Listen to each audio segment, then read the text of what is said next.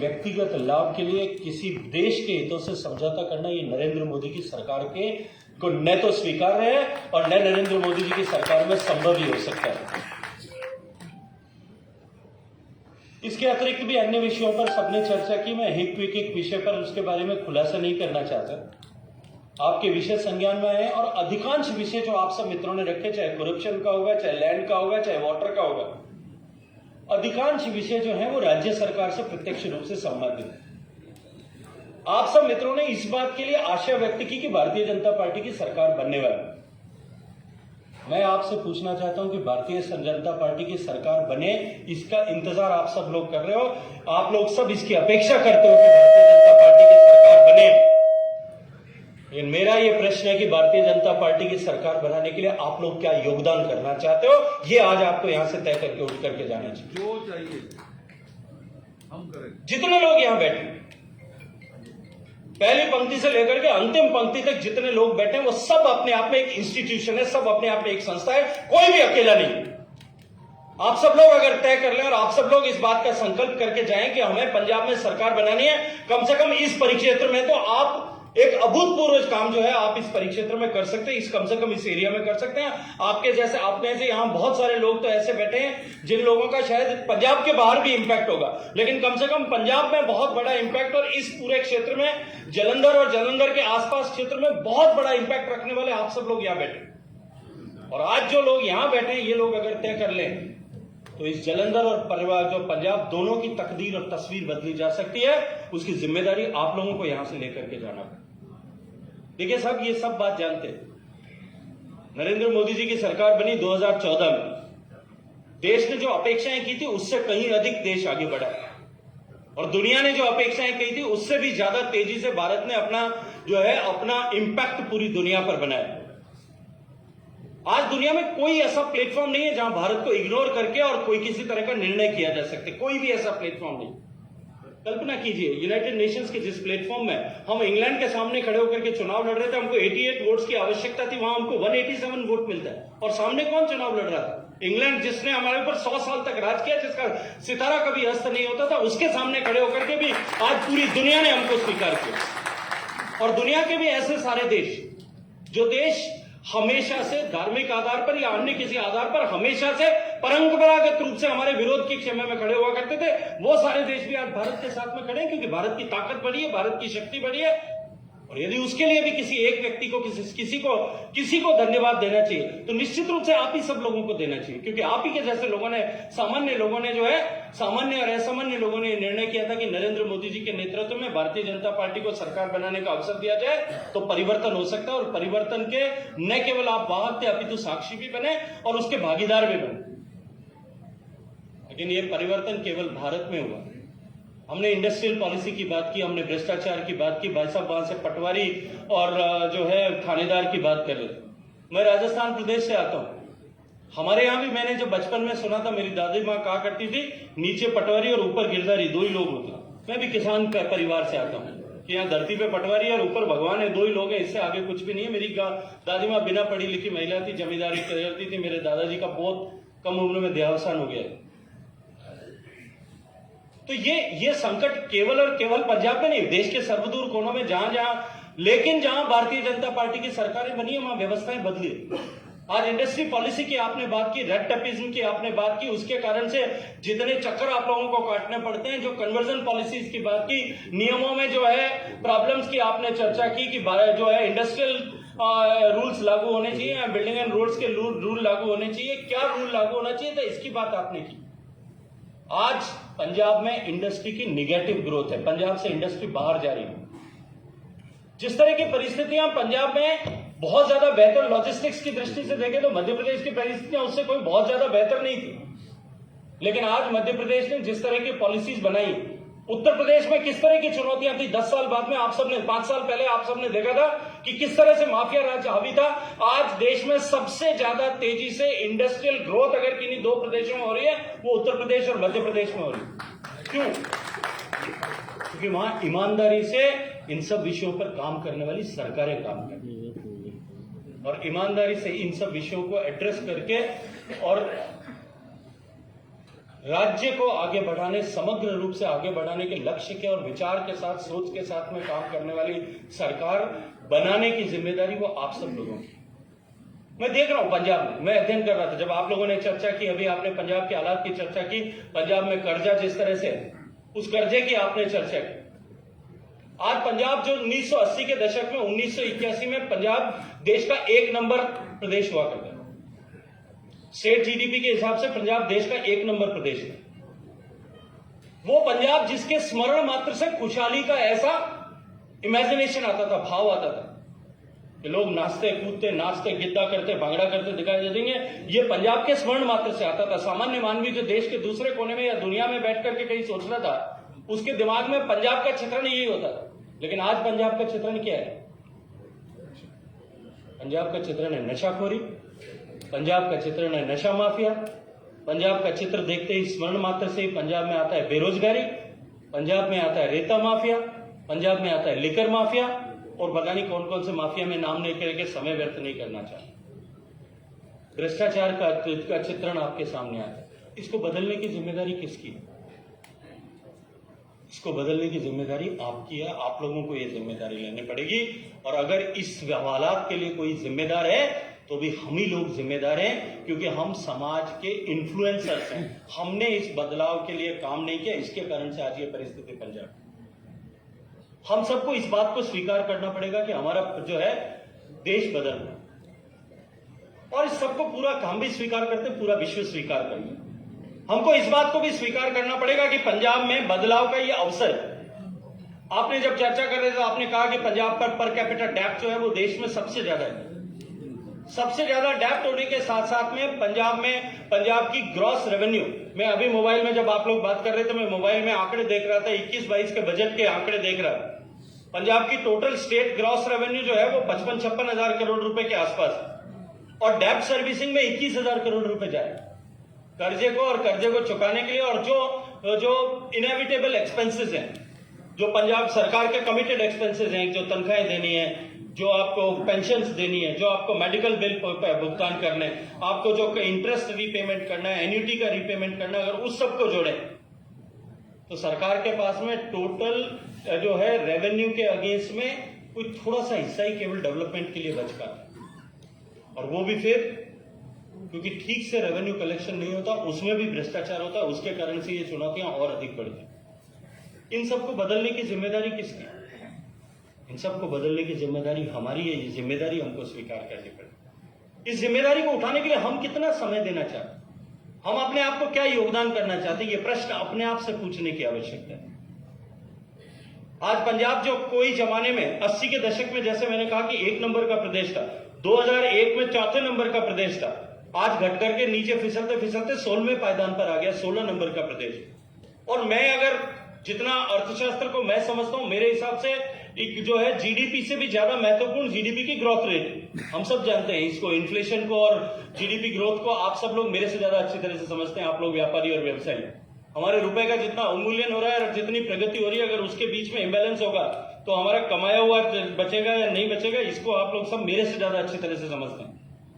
State की जो है जीडीपी की ग्रोथ रेट, आज देश की कुल जो जीडीपी ग्रोथ रेट है उसका 1/3 पंजाब की, 1/3 भी नहीं, 8.6% देश की जीडीपी ग्रोथ रेट है एस्टिमेटेड लेटेस्ट, और पंजाब की 2.86%।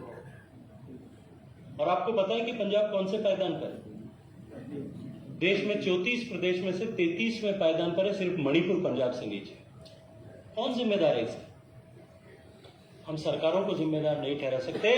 आज इस अवसर पर मैं कहूंगा कि इसके जिम्मेदार हम लोग हैं। अगर हम इस समय में निर्णय नहीं करते हैं, हम सब लोग इस समय में भागीदारी नहीं करते हैं, हमको तन से, मन से, धन से, समय से, सब तरह से योगदान करने के लिए अपने आप को प्रस्तुत करना पड़ेगा, तब जाकर के ये पंजाब की तकदीर और तस्वीर बदलेगी। आज पंजाब के लिए बदलाव का अवसर है, मौका है, वरना 5 साल बाद में शायद फिर इसी तरह के हालात आएंगे, और फिर इसी तरह की परिस्थितियां होंगी, और फिर इसी तरह से मेरे जैसा कोई व्यक्ति आकर के आपसे कहेगा, और शायद उस दिन आज जो बात आप कर रहे हो, आज जो दर्द आप बयां कर रहे हो, इससे भी ज्यादा शायद खतरनाक परिस्थितियां होंगी। सीमावर्ती प्रदेश होने के नाते, एग्रेरियन स्टेट होने के नाते जिस तरह की चुनौतियां पंजाब के सामने, इन सबको देखते हुए भारत में पंजाब में किस तरह से इंडस्ट्रियल ग्रोथ हो सकती है, इसके बारे में विचार करने की आवश्यकता है। सरकार की पॉलिसी की अगर मैं बात करूं, माननीय मोदी जी की सरकार ने 1 लाख करोड़ रुपए का इन्वेस्टमेंट जो है वो पोस्ट हार्वेस्ट इंफ्रास्ट्रक्चर और एग्रो बेस्ड इंडस्ट्रीज को बनाने के लिए आत्मनिर्भर भारत पैकेज में घोषित किया है। क्यों नहीं पंजाब उसका फायदा उठा सकता? क्यों नहीं पंजाब की सरकार, अगर राज्य की सरकार पंजाब में हो, वो क्रॉप्स का डाइवर्सिफिकेशन करके जिन क्रॉप्स की इंडस्ट्रियल यूटिलाइजेशन हो सकता है उनका उपयोग उद्योग नहीं लगाता? तमाम संभावनाएं हमारे सामने हैं, लेकिन हम सबको उसके लिए परिवर्तन करना पड़ेगा। मैं तो बहुत लंबी बात नहीं करना चाहता, लेकिन एक छोटे से विषय के साथ मैं अपनी बात समाप्त करना चाहता हूं। देखिए, मैं आपके सामने एक चित्रण करना चाहता हूं। ये तो आप सब लोग स्वीकार करते होंगे कि बदलाव, देश में बदलाव हुआ और पंजाब में बदलाव की आवश्यकता है। हम ट्रांसफॉर्मेशन के दौर से गुजर रहे। जब कभी ट्रांसफॉर्मेशन होता है, मैं आज सुबह भी कह रहा था कि जब कभी ट्रांसफॉर्मेशन होता है तो उस समय के लोगों की जिम्मेदारी होती है, और जो जितना सक्षम है, जो जितना बड़ा है, जो जितना इंफ्लुएंशियल है, उसकी जिम्मेदारी उतनी ही बड़ी होती है। अगर ट्रांसफॉर्मेशन में के दौर में जिम्मेदार लोग और सक्षम लोग अपनी जिम्मेदारी नहीं निभाते तो ट्रांसफॉर्मेशन जो है वो रक्त रंजित होते हैं, खून से रंजित होते हैं। ये इतिहास में लिखा हुआ, आप इतिहास के पन्ने उठा करके पढ़ लीजिए। अगर ट्रांसफॉर्मेशन में सक्षम लोग भागीदारी निभाते हैं और अपनी जिम्मेदारी निभाते हैं तो सकारात्मक ट्रांसफॉर्मेशन होते हैं। मेरे पास समय की सीमितता है, मैं भगवान राम के काल से लेकर के आज तक के आपको 100 उदाहरण दे सकता हूं जब सही ट्रांसफॉर्मेशन हुए, उचित दिशा में हुए, लोगों ने जिम्मेदारी निभाई और उसका परिणाम भी निकला। और मैं ऐसे अभी 100 उदाहरण आपको दे सकता हूं कि जब ट्रांसफॉर्मेशन में लोग जिम्मेदारी नहीं निभा पाए और उसके कारण से पीढ़ियों तक उसकी तकलीफ झेलनी पड़ी। आज निश्चित रूप से बदलाव का दौर। अब उस बदलाव के दौर में हमारी क्या भूमिका हो, ये हमको तय करना पड़ेगा। मैं आपसे अंतिम बात करने से पहले आपके सामने एक चित्रण रखना चाहता हूं। पंजाब, मुझे पता है कि खेल का प्रदेश है। मैं जब छोटा था, कॉलेज में पढ़ता था, तो मुझे जालंधर के नाम से बास्केटबॉल याद आते थे। स्पार्टन नाम की एक कंपनी जालंधर की हुआ करती थी, अभी भी। और वो स्पार्टन से वो बॉल मंगाते थे, हम लोग सब खेलते थे बास्केटबॉल। स्पार्टन से मंगाते थे, कंसेशन मिलता था। जालंधर से हमारे दोस्त लोग हमको बास्केटबॉल खेलते थे, कब बॉल बेचते थे, कम कीमत में मिलती थी। तो मेरा जालंधर से बास्केटबॉल का नाता है। तो मैं खेल से जुड़ा हुआ एक विषय आप सबके, एक उदाहरण आप सबके सामने रखना चाहता हूं। कल्पना कीजिए, मेरे साथ में कल्पना कीजिए आप, हमारे हिंदुस्तान में ज्यादातर लोग क्रिकेट को फॉलो करते हैं। सोम जी, ज्यादातर लोग क्रिकेट को फॉलो करते हैं, और क्रिकेट में सबसे इंटरेस्टिंग मैच क्या होता है? वर्ल्ड कप का मैच हो, और फाइनल में उससे भी ज्यादा इंटरेस्टिंग कि फाइनल में हिंदुस्तान और पाकिस्तान आमने सामने खेल रहे हो। इससे ज्यादा इंटरेस्टिंग कुछ हो सकता है भाई? कोई भी बताएंगे। सबसे इंटरेस्टिंग मैच वो होता है कि इंडिया पाकिस्तान का क्रिकेट का मैच हो, वर्ल्ड कप का 2020 का फाइनल। कल्पना कीजिए, वर्ल्ड कप 2020 का फाइनल चल रहा है, अभी थोड़े दिन पहले ही हुआ था। फाइनल के मैच में, सेमीफाइनल में इंडिया पाकिस्तान का मैच हो, तो मैं ज्यादा फॉलो नहीं करता, पर शायद सेमीफाइनल में इंडिया हार गई थी, उससे पहले हार गई थी, पर हिंदुस्तान पाकिस्तान के मैच में हार गई। हिंदुस्तान पाकिस्तान का मैच हो रहा है, हिंदुस्तान को पाकिस्तान ने 300 रन बनाने का लक्ष्य दिया, 200 रन बनाने का लक्ष्य दिया। भारत की बैटिंग चल रही है, 8 विकेट गिर चुके हैं, जो बल्लेबाज आया वो आउट होता गया, आखिरी 4 गेंदें बची हैं और 8 रन बनाने बाकी हैं।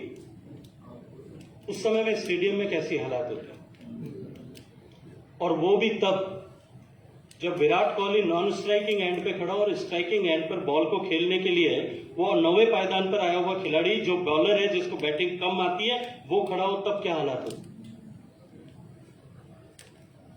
सामने से बॉलर बॉल फेंकता है, पूरी ताकत के साथ में बॉल फेंकता है। कल्पना कीजिए, उस समय पाकिस्तान का जो भी बॉलर है वो पूरी ताकत के साथ में फास्ट बॉलर बॉल फेंकता है, आखिरी 4 गेंदें बाकी है। जब वो चौथी गेंद फेंकी जाती है, बैट्समैन अपनी आंखें बंद करके इधर उधर घुमाता, उसको पता भी नहीं लगता बॉल ऑन साइड से गई, ऑफ साइड से गई। अब केवल 3 गेंद बाकी रह जाती, रन 8 के 8 खड़े। विराट कोहली साहब उसको आवाज देकर के बुलाते, पास में आओ।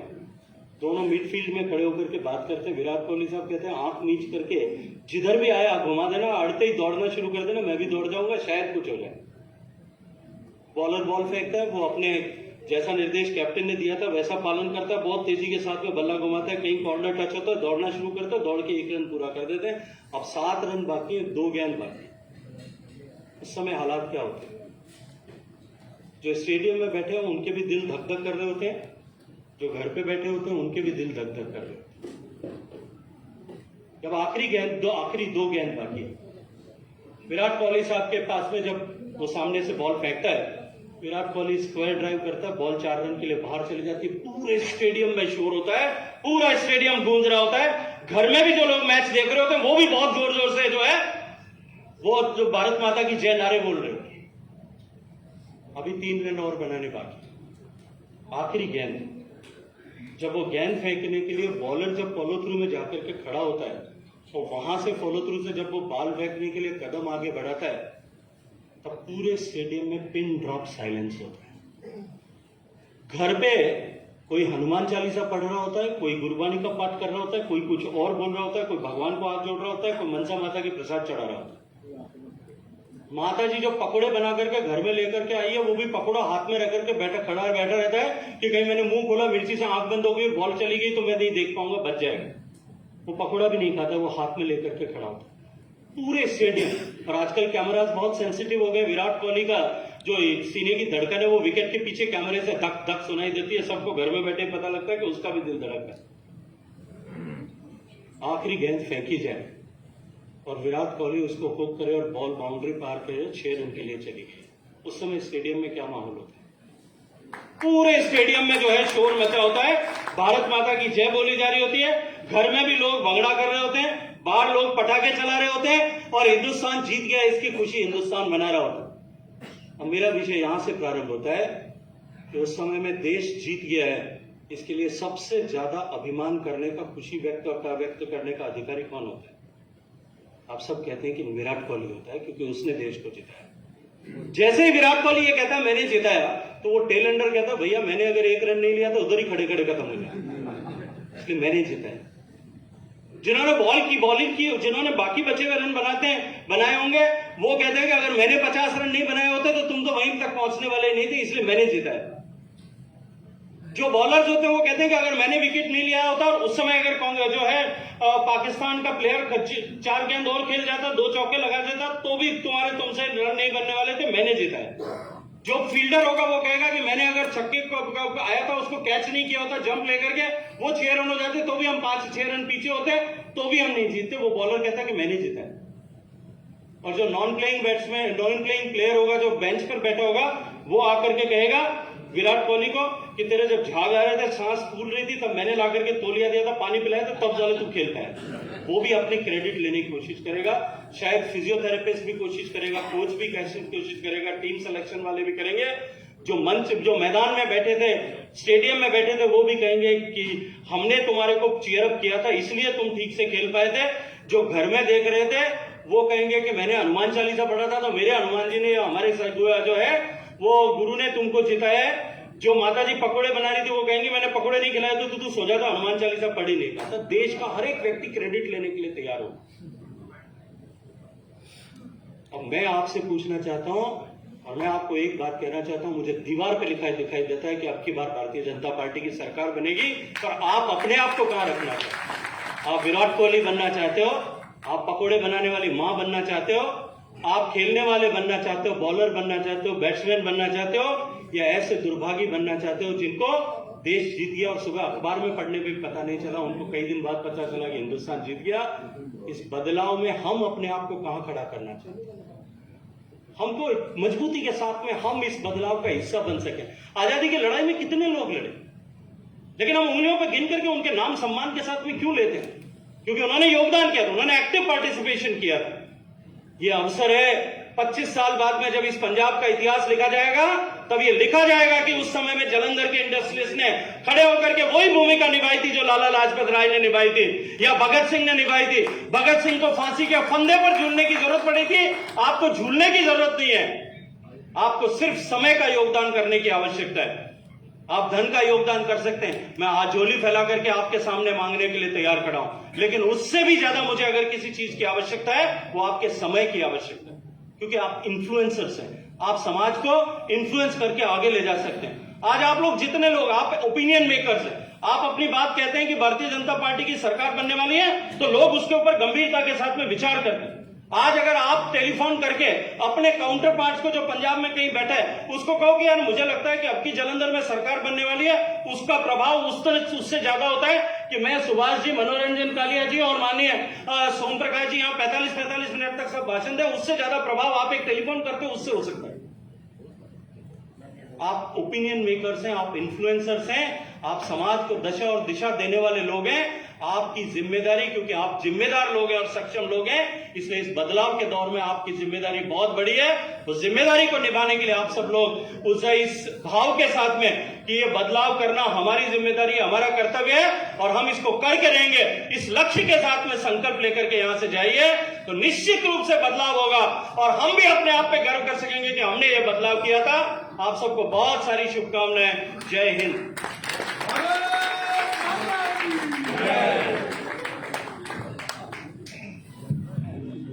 बहुत बहुत धन्यवाद शेखावत साहब।